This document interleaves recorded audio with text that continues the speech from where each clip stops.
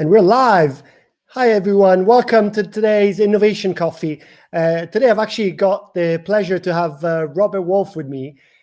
He's going to co-host this episode with me, and you can see him right beside. Actually, it's on the other side. Hey, Robert. How are you doing? Good, thanks. Hey, Alessandro. Thanks for having me. For those of you who don't know me, I come from 96 Boards, used to do a podcast called Open Hours, and very grateful to be on the show. Thanks, Alessandro. Glad to be here. It's awesome to have you, Robert. I'm really excited. Today, we'll both interview some of the most prolific innovators or makers, developers out there, actually. You'll hear from them, and you'll hear all the amazing projects that they've been working on in the last few months, but in general, actually, all the amazing projects they've been working on in the last few years. So with that, let's bring in the two innovators. So let's have Peter, Matt, and Ethan. Hi, how are you doing, guys? Pretty good. Very good. Good morning. Good morning. Good morning. Where's your coffee? My coffee is right here. I want to get used to looking at people like, Brady Bunch style. So like, there's Alessandro, Peter, and Ethan, right? Did I do that right? Hey, Robert. Yeah. Yeah. Hey, Alessandro. Cheers. Hey, how you doing? Oh, that's wrong side. It's this side. Yeah, it's hard. You gotta get used to it. Cool. So, guys, if you just want to give a few words about yourself, Ethan, you could go first and just introduce yourself. Tell us who you are, what you've been up to in the last few months. Oh, hey. So my name is Ethan. So I've been working with Peter the last few months on the new project.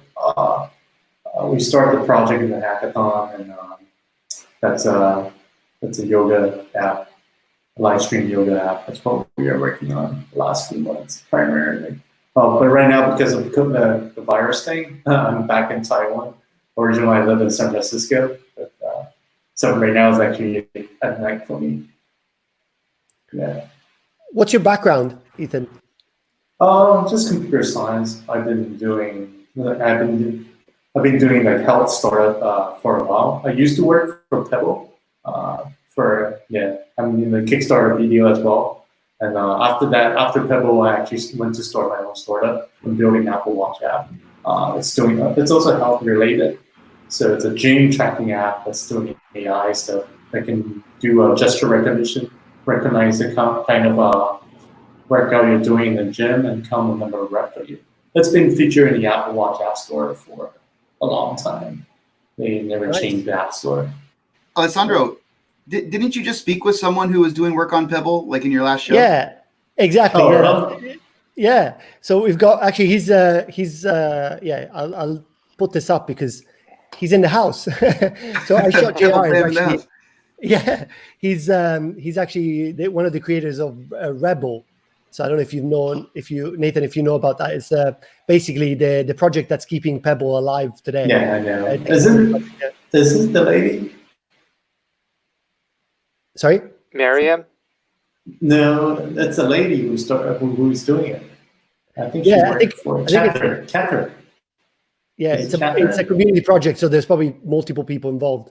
It's a really interesting project. I mean, what I was going to say, Nathan, it's always interesting to hear developers speak about what they're up to and what they're doing, because it's always I find it very humbling, because you just said, when I said what's your background, you said just computer science, like if it's nothing, right? It's like, man, you're doing like all these amazing things, right?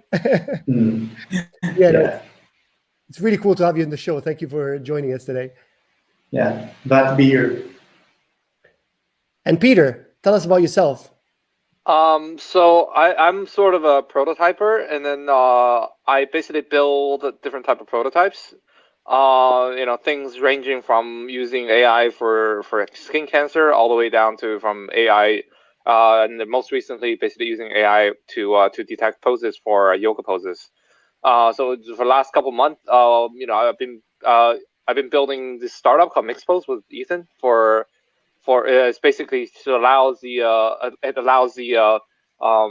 how would I say this? It basically allows users to actually use AI to track their poses, and then so the instructors actually can see all the feedback analysis. On top of it, I also built a bunch of other COVID-19 related projects. So they're easy and simple to build because the methodology from that challenge is something that can replicable. So we're thinking, using the cheapest material and then how you can actually help. So yeah, that is our website. Feel free to go on there and check it out. We'll actually host. Yeah. I was getting ready. I was actually getting it ready for later because we'll talk about that more later. I wanted to ask you more questions about that. Sure. Yeah, I mean, I'm actually genuinely interested in some of the. I mean, you have 44 projects on Hackster right now, right? And I think you're participating in 20 plus, or you've participated in 20 plus competitions. But there are some very interesting ones. Some that just kind of like strike you as, hey, yeah, I could use that. Like Snore AI. Like, what is this Snore AI project? Actually, the Snore AI project, it came up because there's a lot of problem with even for me, my wife always complaining about me like sleeping because I snore. And so I was thinking, okay, maybe I should build a snore tracking app that actually kind of track how bad I snore. Because she always told that I snore, but people who snore never notice that. So like, okay, I'm gonna build something that's gonna track like, and record it and to prove that I'm really snoring. That's what I did. I see. Yeah. I'm just. What's interesting about this project is how much in depth you've gone to describe like the whole utilization of the NVIDIA and what you've all the work that you put in the back end of it. And like, I mean, anybody looking at this project it's probably thinking like, how long did that take you? It's pretty easy because the audio classification, like right now, a lot of the audio classification method is also using image recognition. They actually convert the audio into spectrogram, and you just run any image recognition method, and it will just classify what kind of. Actually, what I did in the Snore AI, I actually classify which kind of snore it is. So like there is the snore, and they can come from the mouth, it can come from the nose. So that's what I'm trying to do. Accuracy level is still not very good because sometimes they still sound a little similar. But the goal is to be able to classify which kind of snore. And actually, depending on what kind of snore it is, sometimes it's very serious. You might need to seek medical help. Yeah. Yeah, I remember back in the day, I was young, and so I still remember this though. My mom and dad would always fight about who was snoring at night. And so the equivalent of this in the 80s was literally just pulling out a camcorder and recording your spouse to prove that they were snoring. Yeah, this is awesome. I mean, this is just one of many, right? Like we should probably talk about more. Yeah, I mean, there's ideally to extend this project, it's like once I detect snore, what I want to do with it, it's like I want to put in like, for example, having an Apple Watch or like Pebble Watch. When I detect a snore, it's like my wife, when I snore, she will usually just nudge me. So if I have a wearable, like wearing a wearable, when I detect a snore, ideally I should get the vibration from the watch as well. That's what I was planning to do originally. How did you choose the hardware for this this project? Like, what made you choose that specific hardware, the NVIDIA Jetson Nano? I think that's because there is a challenge on that. Actually, ideally, it can run in any MCU. Right now, the audio classification can even.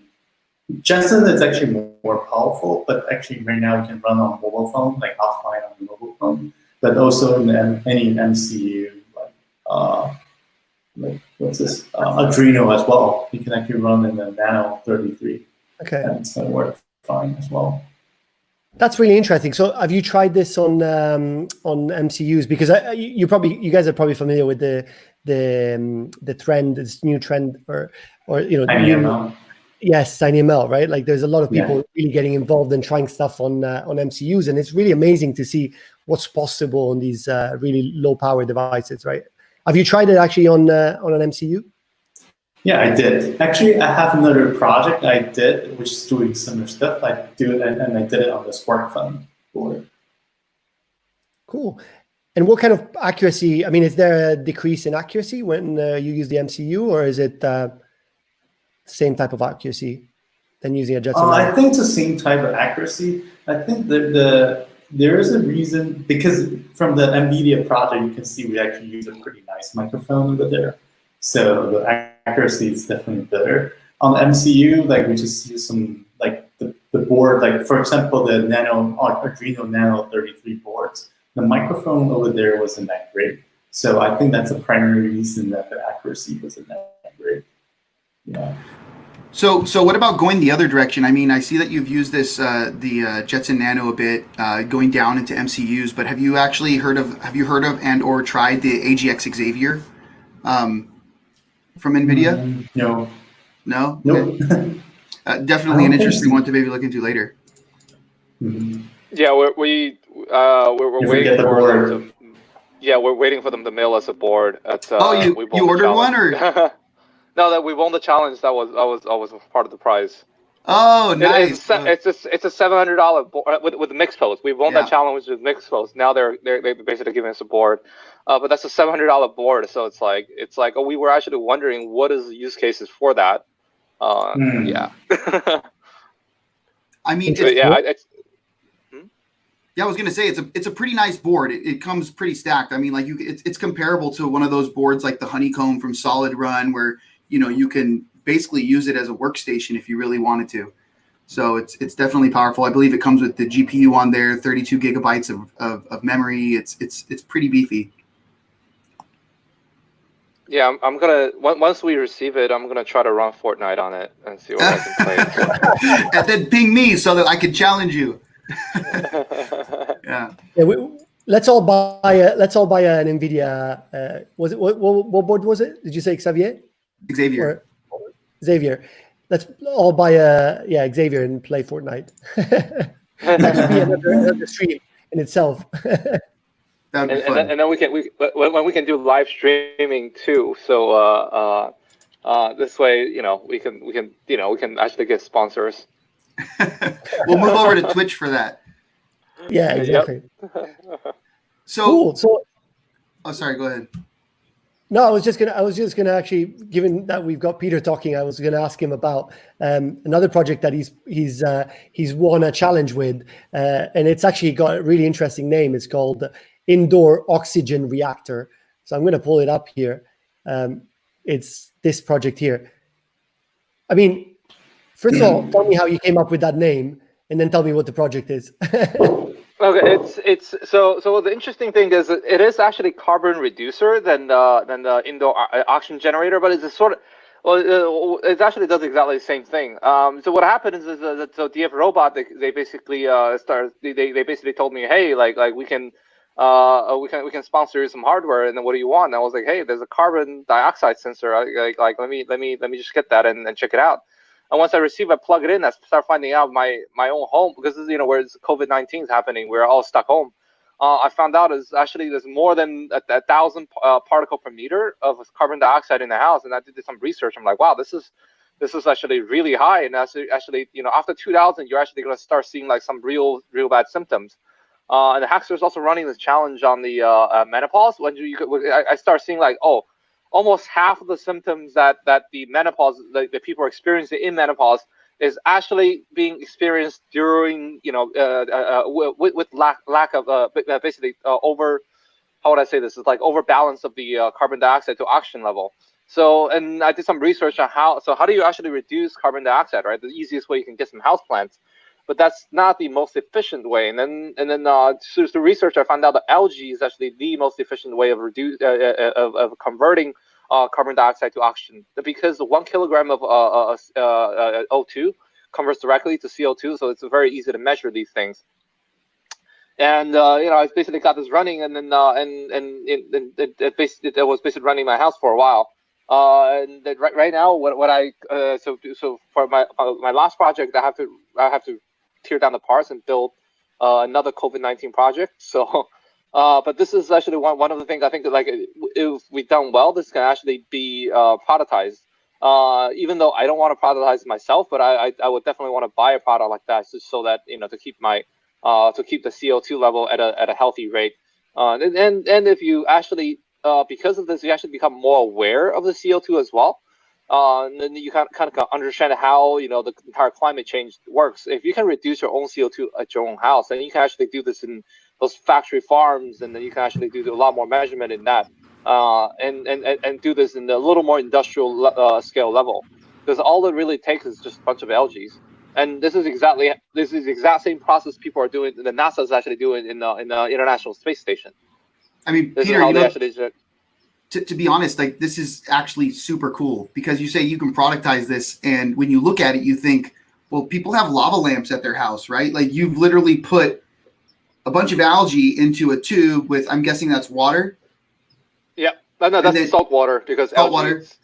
Yeah, and so then you light it up, right? So I mean, I would have one of those right there on my nightstand, right? You turn it on for your nightlight, and there you are, also reducing CO2 and tracking what's going on in your room too. So it's pretty cool. Yeah, thanks. But so one of the interesting part we also found out is that the magenta as well as the violet light is the most effective light for a tree for them to grow. So I was like, okay, that's why what I turned that light for.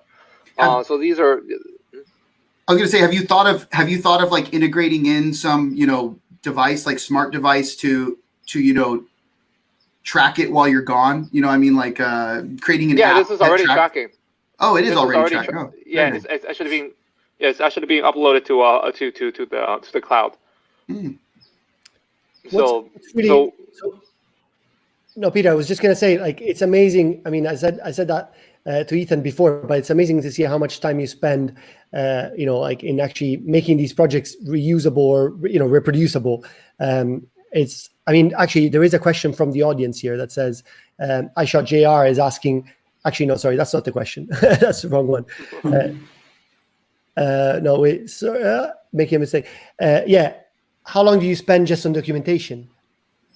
I usually spend around maybe like depends for this specific one. I think I spend around maybe around 4 hours, because I usually. So how my own processes work is that I make the project and document along the way.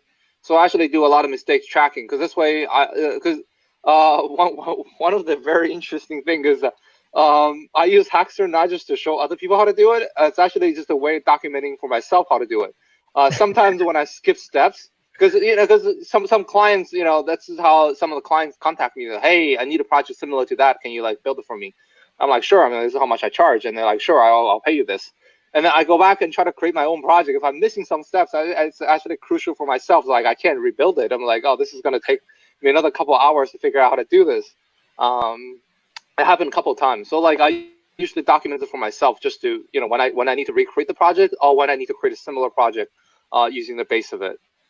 You told me a secret the other day when we were chatting. You said that your projects don't last for long usually. Like you always have other stuff going on, so you always rip off your last project and build something else on top with the same hardware, right? How many projects do you have alive in your house right now? I have a live project. Well, I'm building one right now, but I'm building one that's actually for a little more industrial level of this. But because right now I've been mostly focusing on the building of the Mixpos, so it's the hardware wise, I can show you. I mean, it's not. It's yeah, I can show. Take us around. Yeah. So I have. Hold on 1 second. The camera changed. As you can see, this. I'll put Peter up. Wait 1 second, Peter. Yeah, there you go. Yeah, This is basically all the shelf for all this little hardware. That's a robotic arm over there. I basically put it in a box now because I kind of don't use that anymore. There's a 49-inch monitor. Is that the robotic arm from the AIoT Dev Summit? Yeah, that's nice. The robotic arm. Yeah, I actually I wrote another project using that. I saw that. It's a good one too. Yeah, and then these are. Oh man. Yeah, these are two new robotic hand. DF Robot gave them to me to play with. So now I need to figure out how to build with that. It's a 49-inch. This is how I work now. See, this is the Mixpose app I've been building. Oh yeah. Yeah, so that's sort of how I'm like, how I'm really functioning. How many inches is that screen? I thought that was like multiple screens, but actually it's just one, isn't it? No, You said 49? Yeah, it's a one giant screen. And these are, this is why I'm tearing down that project to build something else. This is just my solder station. And over here is the 3D. I have two 3D printers. One the FDM, and the other one is the SLA. This is the Formlabs 2. And those are kind of the bunch of trophies and awards. This is the lights for the camera, and this is my second workstation for generally for doing the IoT stuff. Outside of that, with a little drone, and that's a statue I bought in Cuba. Yeah, these are sort of how my workstation is right now. Yeah, the most recently because of the we were launching the Mixpo, so we're focusing a lot more on that. Oh yeah, and I think another interesting thing that I can show you guys is the hold on. Yeah, the actual $2. Where did I put that? Oh, and I also have a respirator that I'm trying to. This is all this random stuff I'm trying to actually build upon. Yeah, and then I'm trying to find my stethoscope. So yeah. Awesome. So well, thank you for the tour. Louise is on the chat saying that we should make this innovation coffee cribs. More cribs, show more cribs. That's a really awesome walkthrough, Peter. I mean, there's some cool stuff there. I'm excited to see what you're going to do with those robotic hands. Yeah, I mean, it's a couple. So there's a couple of things that I'm gonna do initially. Was basically. So I told the DF robot, they're like, what do you need the hands for? I'm like, well, the easiest way I can use the hand just on the respirator, because when people need the respirator, you need all sorts of movement, because the manual respirator was originally just made for someone just to press it.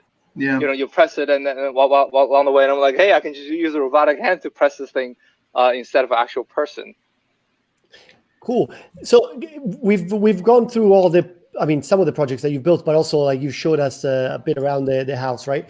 I've got a question on, I think actually it was even raised as part of the questions on the chat. How do you actually come up with these ideas? Like what makes you, what makes you come up with the next idea? What's your thought process? Like, how do you go through, and I mean, this is an open question for both of you, I guess, starting with Peter. How do you actually come up with new ideas? How do you turn them into some real projects that you can build? I generally do this based on, I guess I do this based on, mainly based on the things that, the problems that's in, like, whatever the problem is in their world. And then I see how technology can fit to basically solve these problems. I mean, I like to play with like bleeding edge technology. So a lot of times these are like complete new technology. These are also like sort of the things I used to work on. Right? Like I did prototype consultant for Verizon for 4 years, and had various different type of clients that basically supposed to hire me just to like, hey, we have this. What do you do? And also this is sort of things I do for fun. You enter hackathons looking at somebody's technology and like, hey, what can we really do with this? And I see there's 3-tier different type of ideas. The first idea is like very obvious. It's like when mobile phone first came out, you have a GPS now. So Foursquare become very popular. It's like, okay, I go somewhere I can check in. But these are ideas that other people can really think of. It's very like as if you don't build it, somebody else will, and they will build it relatively fast. And if you build it, somebody else still will, because again, this is just for something very simple to do because everybody can think of it. And there is a second tier of ideas, which is not so obvious, but they are still useful. So the second tier ideas, I think of it as like, hey, how do you? It's like you look at a respirator. It's like, this is really expensive. Then how do I reduce the price down? What is the core components? Right, and there's other stethoscope. That's what I was looking at. I'm like, okay, how do I want one myself, right? But like when I go online, the stuff is over $100, $200. I was like, initially, I really thought about asking some sponsor to buy me that, and then eventually, I'm like, just to build the project around it. And then eventually I'm like, dude, this is $200. I'm like, first of all, it's a really useless thing for me. It's just sort of stuff for my own pleasure of fun, right? Building one or two projects so I can get a free stethoscope, a digital stethoscope. And then I will start really dissecting down what does it really include. It really just a regular stethoscope that microphone can transfer information. I was like, okay, I can just build that. I don't really need a digital one that's $250. You can actually build that under $10, and that's including 2 of the shipping fee. So the shipping costs like over $6 to get this to me. So this actually costs less than $4, and I didn't even use 80% of it. So it was in the end, I'm like, okay, I can actually probably produce this under $1, if that's the case. So that it's not so obvious in the beginning, but once you dissect it down, I mean, it's kind of a pretty interesting to see. And then I trained the AI around with the breathing sound around it from public data from Kaggle. So that's how I kind of came up with this idea for COVID-19. That's really interesting. So I mean, that's that actually simplifies the thought process, right? So you're saying it's either something like new technology that comes out that I see somewhere and I think I can do something with it, or I see something that's already been built and then I think about how to reduce the size, the price. Sorry, right? Like these are the two kind of ideas. This is how you get. And then the third tier is that what can new technology reduce the price of existing thing? Okay. So you combine the first, and if you can combine the first two, right? You can see like, okay, so how do I use the AI to actually combine with the stethoscope, and then what do I enable, right? And one of the things you allow the thing to self-check now. It's just like skin cancer. You allow that stuff to self-check, and then from the self-check data, you go back to the doctor to recheck. So what about when you're working? So I mean, we got Ethan on here. I'm wondering, you guys have collaborated on quite a bit of projects. When one of you comes up with something, what is it like? Do you guys get together, brainstorm it, hash it out? I mean, like, you got your process, Peter. What about you, Ethan? My process, I think, is pretty much similar to Peter's, but mine is usually I see a need, like for example, the Snore AI. I usually build stuff like I think I needed to use it by myself as well. But I also like to play with new technology. But in the beginning, it's always for myself. I need something for myself. Then I was okay. I don't see this in the market. I probably want to build it for myself, and I just want to share it to people afterward. What about in like a lot of times people find it pretty tough to work in teams, and I can imagine you guys have done hackathons together. I mean, are there ever situations where you're at button heads and saying, no, my way is better, we should do it my way? Or is there a story you could tell us on how to overcome those obstacles and whether it's happened to you? Peter, you want to talk about that? So the most interesting. So the thing is this though, like so it's like when you're refining the idea, the next iteration is always better than the current version, right? So how we came up with the mixed pose is kind of interesting. So we were going for a hackathon in LA, and we were driving down from San Francisco, and we're just debating whether we should even go, right? And then they're like, okay, the topic of the hackathon was 5G. How do you utilize 5G? And then we're like, okay, you need video. And then the only thing we came up with is just like teaching tutors teaching English for enabling those English teachers here, teaching people in like China and Thailand, because it's a huge demand. But then again, Kobe Bryant already invested a company that does that, which have like almost like is evaluated at almost $300-400 million, and it's like on sort of every news. So everybody who knows that market already know that product, and then we're like, okay, then we couldn't come up with any better ideas. So our idea, so eventually we just constantly hashing out ideas, because just when you brainstorm, it's sort of like when an idea hits, it's like, okay, then everybody agrees. Especially when you have a better idea, it's like than the current one. We're actually looking for other people's, each other's better idea, to beat our own idea, rather than fighting for, oh, my idea is better. Like we're not trying to win an idea. We're trying to see something that can actually win the hackathon. We don't really need to. If you have a better idea that can convince both of us, then we're probably going to work on that one. Then eventually we literally sat in the car. You think you want to tell the rest of the story? Oh, actually, Actually, Peter wanted to build the tutoring app. I was like, man, it's like this VIP kids app. It's like so popular already. It was like, oh, really? But that's the only thing I could think of. I was like, okay. And then we were debating that whether we should still drive down to LA to do this hackathon. Yeah. So while charging Peter's car in the supercharger, like he keep pushing me on an idea, and I just keep telling him this is not going to work. And then he just keep telling me, then you need to give me a better one. So by the time we finished charging, it was like, okay, I think this is the yoga live streaming with AI post detection on the edge idea might be working. Because I actually have a Peloton at home. I told him this is actually a big market. It is. Yeah, so it's like, yeah.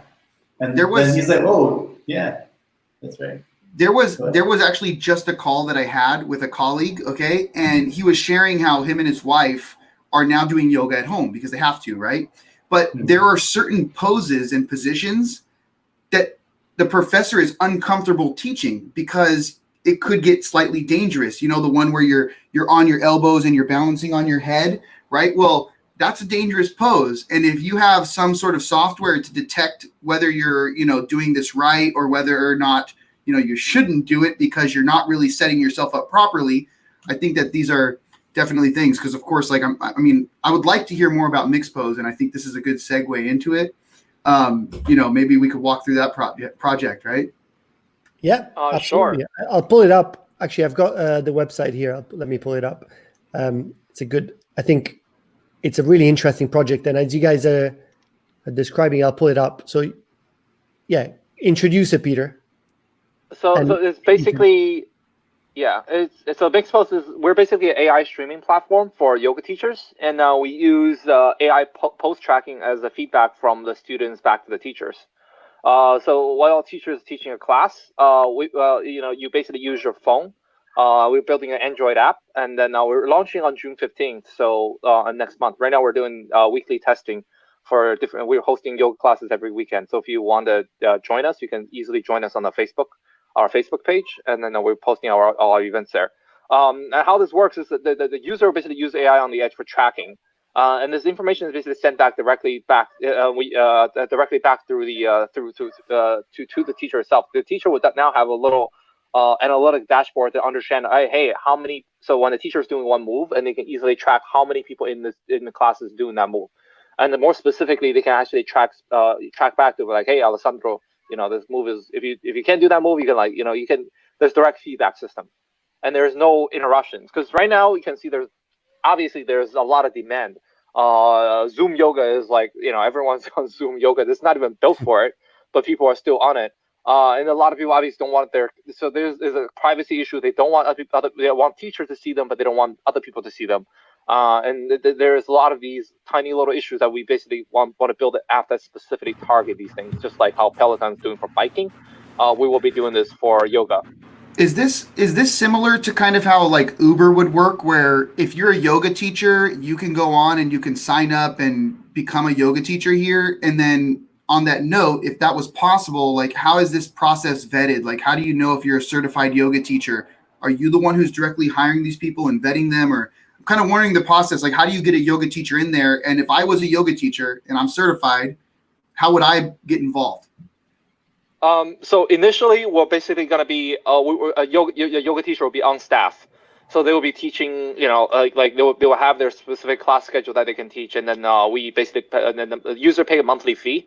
They will have unlimited class access to the class. So you want to take classes. It's basically completely after the month part of subscription model. Eventually we're gonna move towards so the individual teacher can actually use the platform to teach.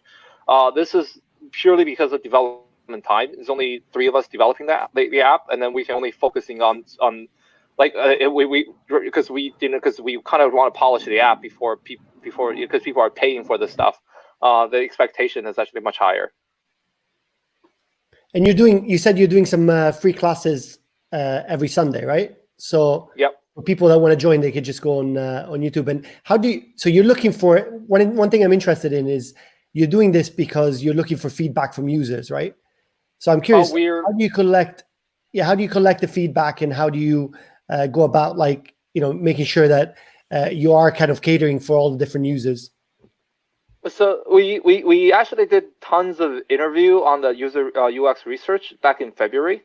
We interviewed about almost 100 potential users and all the current yoga class goers, and this was before COVID-19, which is kind of funny because and then after COVID-19, these people that we interviewed start coming back to us and be like, hey, when is when is the class launching? When is your app launching? Because right now my teacher is asking us to use Zoom yoga and stuff like that.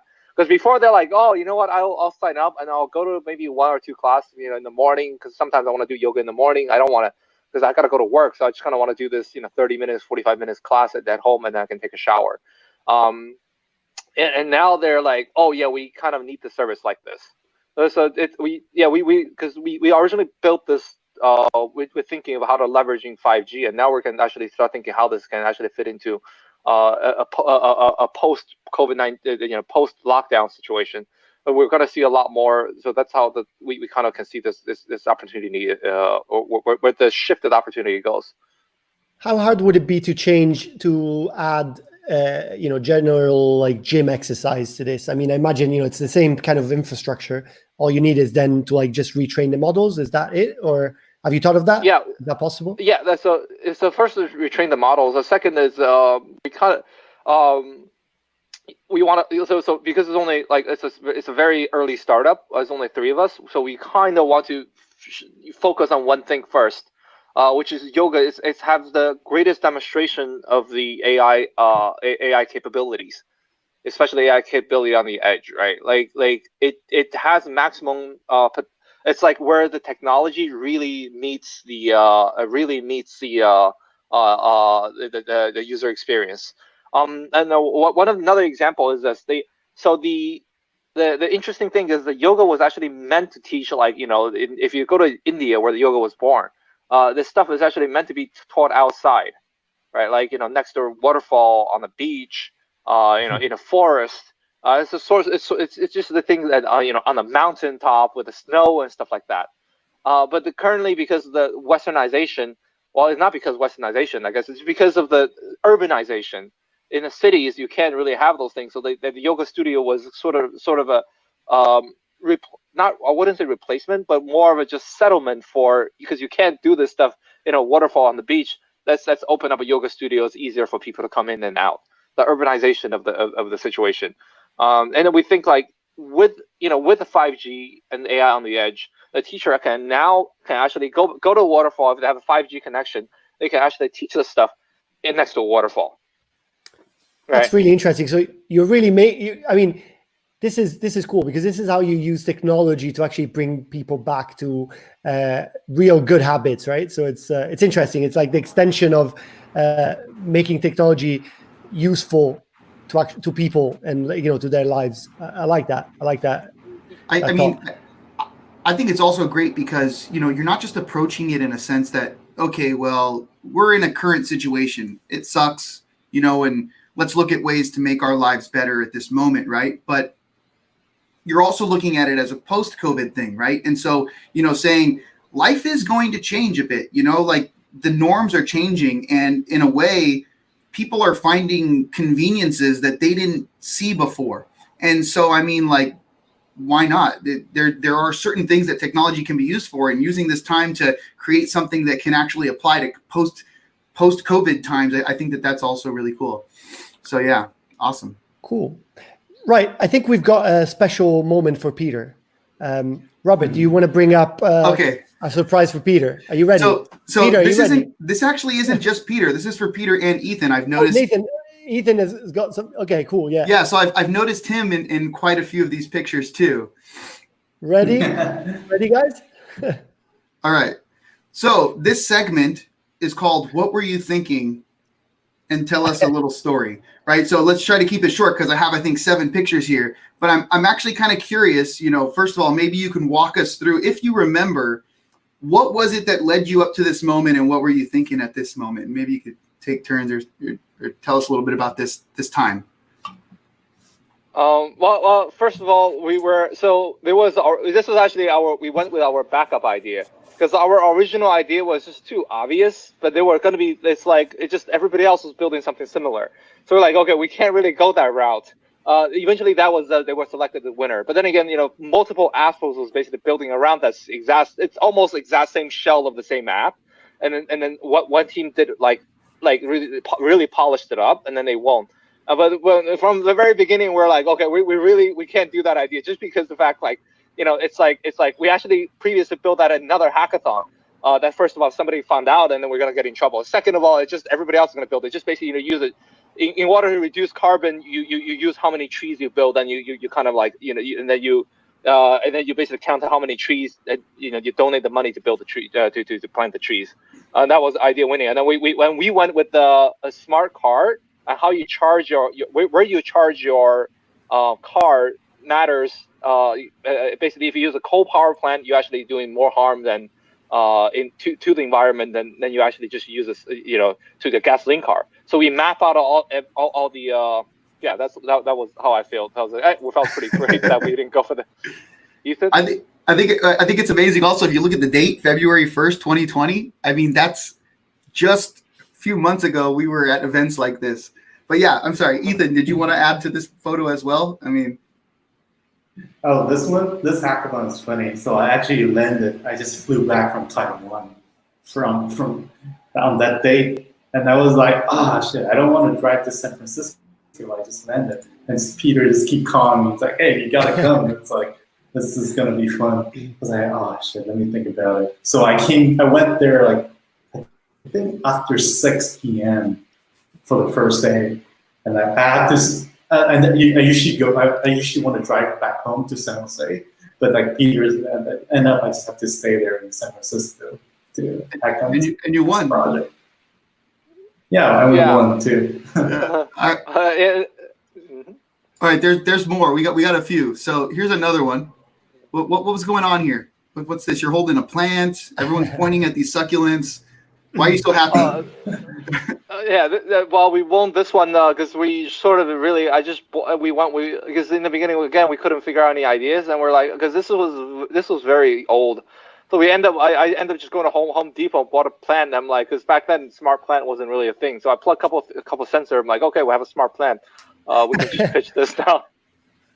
But I remember this hackathon. I think we won at least 5 to 10 prizes. Oh wow! Yeah. Wow. I think we collect half of the prizes from this hackathon. I mean, what's really cool about you guys, Peter and Ethan, is that there is serial entrepreneurs and then there is serial hackathoners. I don't know how you call you guys, how I could call you guys, but it's like, how many hackathons have you done, the two of you? Too many. Too many. I think I read somewhere. I read somewhere that you did something like 500. Is that? Holy crap! No, not 500. I won at least 150. Wow. But I don't think I entered 500. Probably around 200. Yeah, because it's very few hackathons that I didn't win, and then every time that happens, I kind of remember pretty well. I'm like, wow, because sometimes you gotta give it to it, but because sometimes you're like, wow, the winner, they just like. I mean, that's just like, okay. I mean, because especially like, dude, if I was a judge, they should win too. It's not a. But a lot of times you're like, wow, does not make any sense of how this is even being judged. Yeah. That's why it's like, yeah. I mean, but then again, they have so one of the secret of winning a hackathon, you really first got to figure out what the politics is, right? Because then sometimes there's no way, like no matter what you build, it doesn't really matter. And once you figure that out, you're like, okay, that's just not waste time here. Or you can mentor or you can join another team that's basically like, just kind of like make some friends there to see how they work. Because we search for people that we can team up with that works well in the team foundation. Because then this way, when we actually do when we need help, we can actually call upon those help as well. That's you make very good friends with them. That's how the whole entire team that over there, they're all like our very good friends there now. Do you build the team beforehand, or do you go in and pick people at the hackathon? Like, what do you prefer? We usually have there's more people. Well, we have a kind of group, so it's sort of an unofficial group. We're just like, hey, we're going to hackathon. Are you guys going to join us? And whoever comes, then we sort of have the team. We just basically the team is formed. But sometimes we do team up with the people that's over there, and especially if they're really interesting. and or if they have domain knowledge of the specific thing, or if they have an idea that's better than like if they can convince us. First of all, it's like idea is very cheap, but the thing is when you have a really good idea, it's like I'm not really there to steal your idea. I'm like the whole point is if you can give me an idea that's can convince us, we'll build it for you for Hackathon. Everybody can win. I don't need to. We don't need to. Yeah, like I don't. I need to go to Hackathon with you then. Yeah, because one of the very stupid part is that's why the previous hackathon we didn't build that because we know that everybody else is going to build on the idea. Because it's like if everybody builds something, it completely dilutes it. Even if it's a really really good idea. Just right now, for example, the COVID. If you look at how many of the UVC light sterilizer out there is like a Hackster, there's like just so many, and some of them don't even make any sense. They put the stuff in a glass and then UVC on top, without realizing that the glass already absorbed all the UVC before it even hits the stuff they're trying to sterilize. But it's when everybody builds it and nobody using that idea can ever win. Even sometimes even if it's the best, unless the topic specifically wants it, then they pick the best out of those. But that's what are how the we three work. Questions that you ask? What are the three, or maybe the one question that you ask to see if an idea is actually worthwhile to build? I mean, you're really, like you said, you won a lot of hackathons, right? So how do you actually figure out which one is a good idea to build? And I mean, this again is both for Ethan and Peter, right? Like both of you guys. And we win money. It's all about the money. No, but I mean, how do you choose the idea to start, like to build around? Like, I mean, you probably come up with like 10 ideas, right? And then how do you like nail the idea that wins? So in a group, we just constantly pitching. We play devil's advocate first of all. This is when the idea comes out, you first try to break it down, like because most people that's not really good, right? Where it seems like we're like just bashing on their idea. We're not. We're just trying to find out what is the best thing to build, and then the judges is gonna hammer us to start with. So we gotta hammer ourselves to ask those questions. If we can't even convince ourselves, and then sometimes by like 5-6 hours later, we don't even have an idea to work with. I mean that happens. That happens sometimes. Happened with us on the IATA hackathon. Yeah, that's sort of the things we specifically play devil's advocate, and we don't get offended because like, come on, all of our ideas suck at we just like it comes to it doesn't work. Robert, let's go on the next photo. I remember there was one that was really really interesting. I wanted to ask. There was one. Oh, maybe we can just do some. Maybe we can just go through these ones quickly here. So let's see. What's going on here, Peter? And you're not with Ethan. What's up? This is a Solomon, one of our other friends. I think Ethan was out of town. We always invite them. This is a DocuSign. I won that twice. This is the third time, so they wouldn't give me the first place anymore. Very nice. Because the previous year that was the biggest prize. And during this year, they specifically went to backroom and changed this last minute, and then they reduced that from they basically add 2,000 more for the first place. Because last year I won the first place, but that was only 25. But the nonprofit challenge got 35. So this year it was same thing when they listed, but after we won, they changed it. I'm like, oh, okay. I told Solomon it was kind of obvious they're not going to let us have it. So this one seems like a big one. Yeah, this was when we came up with. Yeah, this is definitely the biggest one. Yeah, this was a. Did you win 3 different things, or is that like? It seems like you've won different prizes. Wow. Yeah, we won the grand prize, which is like 50. Yeah, the 50,000, and we won 2 small prizes. I think we collect more than half of the money from this hackathon. Like people were so jealous.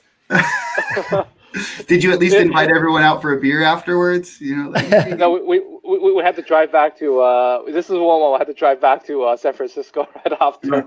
So was this This looks like one of those. I think we did. Oh yeah, we bought everyone dinner. Yeah, and then we drove back. Was this?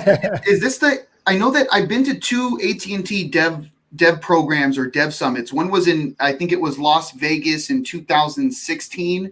And then another one was in San Francisco in 2017. Was this either of those? That doesn't look like Vegas. This might be the one no, it's not. Yeah, this was one last year. This is October. This is what the mixed puzzle was built on. Gotcha. Okay. Yeah, because we originally named it FishStream, but later on we realized we couldn't get the domain, and then the company FishStream was building an app, so we had to change our name. I see. Yeah, because our original name we named it FishStream, and also we figured out Mixpost was actually a shorter name, was much easier to spell, because people was not. If you ask a lot of people how to spell FishStream, they actually can't spell it right. All right, I'm going to skip this one here. This one, yeah, that was AT&T one. And then this one was This curious. This one's a curious picture. Like, you know, what was going on? I mean, here? It's interesting. You actually got a suit on. I never seen you with a suit, Peter.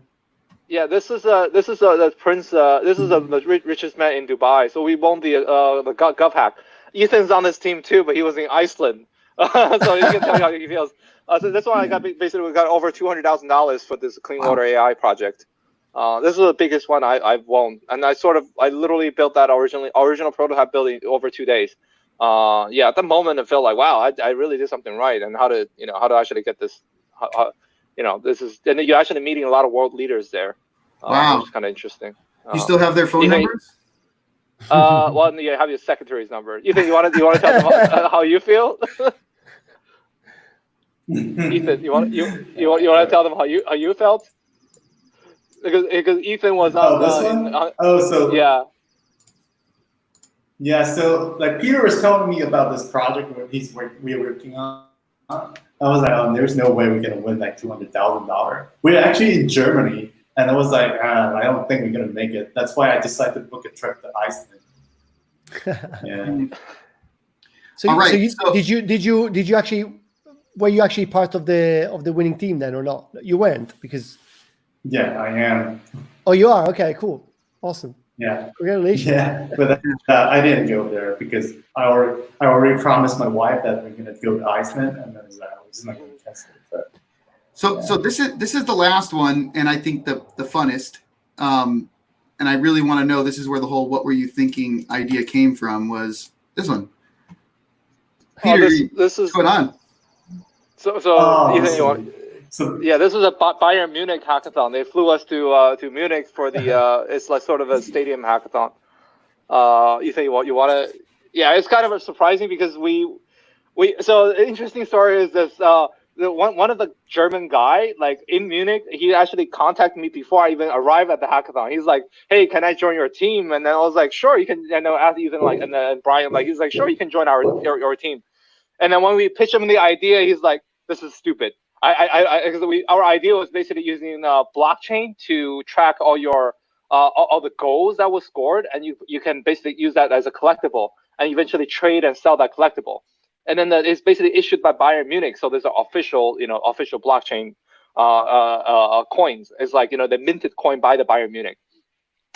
And after we won, I really want to tell more about this one. So, like when we're there, we know the politics. Like we know the Germans are very patriotic, so we know that they're only going to let the Germans win. So we're trying to get the Germans in our team. So that once we see that there is this guy who want to join, we really try so hard to convince him. But after he heard our idea, he was so pissed at us. It's like, this is such a stupid idea. Like, I can't believe I'm gonna work with you guys. So in the end, in the middle, we try so hard to convince them. But in the end, this guy still left us. It's like, you know what? I'm just gonna join the other team. And yeah. And then you won. I think because of that, we didn't win the first prize. Oh, yeah. It does say it too there. But so did the guy who left your team? Did he win first prize? No. So this was, because each sponsor only, like, if you have to get in the first group first, and each group have to basically select their champion, and all the champions compete with each other. So it was the second round, and he was basically in our group, and then we tried so hard to convince him. We're like, dude, you don't understand. All the ideas gonna come out as similar, and then if you do whatever you do, because you're in the same group, they give you the exact same topic. And the only thing you can do at that point is just stand out. You build something really stupid that's like nothing like, because everybody else is building the exact same thing. It's just a different version of it. So our idea was just so out of loop that it was like people are like, wow, what the hell? This is actually possible to do. I'm like, it's not really. I mean, it is possible, but it's not likely being done. But at least it's not something that just everybody else is going to come up with. And when you were giving the tour of your house, I saw that soccer ball. You still have that as a trophy. Yeah, I saw that as well. Yeah, so the ball is signed by all the It's the players, all signature. Awesome. Guys, I've got a question from the audience, But actually. I want to say that Oh, go on. I want to say that we're supposed to win the first prize of that hackathon, but they chose in the last minute. They told us there's nothing we can do. They just changed it up. They just changed the rule. So the design was supposed to be only 10%, and they switched design to 30% on the last minute. It happened a couple of times with us before. Like if that German guy was on our team, like that won't be a problem. We don't have to roll whatever he does. But it's just like, oh my god, I was like, because it was just because when I specifically remember, it's no. It's like, will you guys be offended if I join another team? We're like, there was nothing we can do. I was like, but dude, just like trust us. This is not like this is not because he's it's not gonna like we do this all the time, and then he still decided to leave. And eventually he's like, oh yeah, I'm really sorry, I left. Yada yada. I'm like, yeah, but you gotta. It's like it's 73 teams with 2 prizes. Wow. It's like at that point, no matter what you do, it doesn't really matter. Like it doesn't really matter. You just have fun and build something really stupid, and then hopefully stand out. That was a strategy. Well, thanks for walking us through those. Yeah, it's always interesting to hear your strategies, Peter and Ethan, because when you're so used to like giving so many pitches about different ideas, right? It's really interesting. I think you get in a different mindset, and you got some interesting ideas and thoughts there. I wanted to ask you a question that came from Notopus. I'll put it up here. So it goes back to the CO2 reactor. And yeah, you can read it, right? Yeah. So the converting time is actually so I did a very small amount because that depends on how big your house is, because it measures through particle per meter. So I don't have an exact number for you, but for me it's around 2-3 hours before it came down from 1,000 to around 800. And I found additional ways of how to reduce it. It's like my Windows is basically open through now. So there's this way that actually it keeps around the 500, and then if you keep the light on, it can reduce it up to around 400. Air outside is between 100 to 300 particle per meter, and also 1 kilogram of a CO2 converts directly to 1 kilogram of O2 because of the plant is eating up the carbon. The carbon, that's what the plant, the algae. That's how algae's bone structure is. Is it enough? Sorry, Robert, go on. I was going to say, have you done studies to like this device is obviously using electricity. So, I mean, you're eliminating CO2 by powering and, using this algae, but you're also creating CO2 by using electricity. Have you kind of tried to find the delta there and how much actual net CO2 you're eliminating? So I'm actually 100% clean energy right now. So because that's the other hackathon, the first grid shift hackathon, where we actually know where all the power plant is, and what all the PCA is, and then in San Francisco it's pretty much clean. And if you're using coal plants, I mean, I wouldn't recommend. Actually, this is LED, so even with coal plant, it wouldn't matter. The LED it's super low electricity. It doesn't even cost you more than like less than 50 cents a month if you keep it on all the time. This is typical algae that people use at fish tanks, because I couldn't get the algae shipped to me on time, so I end up just going to the aquarium and bought it. But there are more efficient algae that NASA uses, and if you want to do more research, you can just use that way instead. But it is sufficient to actually keep the CO2 level down, right? Like that, it is actually sufficient. I mean, as much as it's a small project, it's a kind of like it's a maker project, but actually it does work, right? I mean, that's the interesting. It does work. It does work, and even if you, because that was specific for the project itself, and if you want to even use cheaper form, you can just put the algae right next to your window. This is actually exactly what I'm doing right now. If you look at the algae plant, is right next to the window. Yeah. So the sunlight hits it, and then you basically can do that. Eventually, like I'm gonna build my next project based on just like on entire, so we can do this on an industrial level for like for factories that produce tons of CO2. Awesome. Well, guys, it was really cool. Robert, do you have any other questions that you wanted to ask? Any last questions? We're hitting the top of the hour here. No, this was great. Thank you so much, both of you, for going through that segment of what were you thinking and answering all of my questions. So yeah, thank you. Thank you, guys. Yeah, it was really awesome. Thank you for really Thank good you to for have you on having the show. us. yeah, thanks for having us. And keep us posted on the next projects. I mean, we're probably going to invite you again and talk about the next projects because there's probably going to be more coming, right? Thank you There'll so be a much. couple more coming. All right. Do we try to give each other a high five? Like, Sure. hey, Oh, you can check Right in the us out. It's the opposite side. And by the way, guys, I want everybody on yoga on Sunday, right? let's try Yep. it. You can check out on makemixpost.com, and then you can go to Facebook / makemixpost AI, and then our class is basically on there for beta testing. If you have an Cool. Android phone, please message us so we can get you in the beta access right now. Awesome. Thank you so much, guys. Thank you, everyone. Thank you, Robert. Thank you. Thank you. Thank you. Bye-bye. All right. Talk to you guys soon.